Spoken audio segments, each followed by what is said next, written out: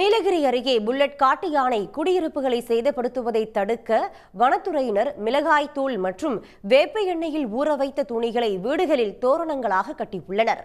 நீலகிரி மாவட்டம் பந்தலூர் சுற்றுவட்டார பகுதிகளில் புல்லட் என்ற காட்டு யானை 35க்கும் மேற்பட்ட குடியிருப்பு பகுதிகளை சேதப்படுத்தியுள்ளது. இந்த காட்டு யானையை அடர்ந்த வனப்பகுதிக்குள் விரட்டும் பணியில் வனத்துறையினர் இரவு பகலாக தீவிரமாக ஈடுபட்டு வருகின்றனர். இதன் ஒரு பகுதியாக மிளகாய் தூள் மற்றும் வேப்பெண்ணெயை கலந்து துணியில் ஊற வைத்து அதனை வீடுகளின் முன்பாகவும் கதவு மற்றும் ஜன்னல் பகுதியில் தோரணங்களாக தொங்கவிடும் பணியில் வனத்துறையினர் ஈடுபட்டுள்ளனர்.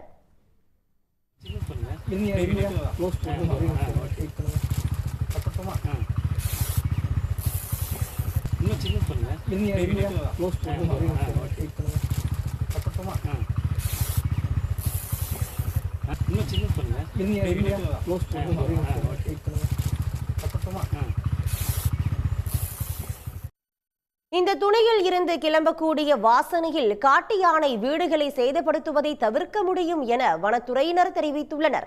மேலும் இரவு நேரங்களில் அல்ட்ராவிஷன் மற்றும் யானையை விரட்டுவதற்கான ஒலி எழுப்பக்கூடிய ட்ரோன் கேமராக்களும் பயன்படுத்தப்பட்டு வருகிறது.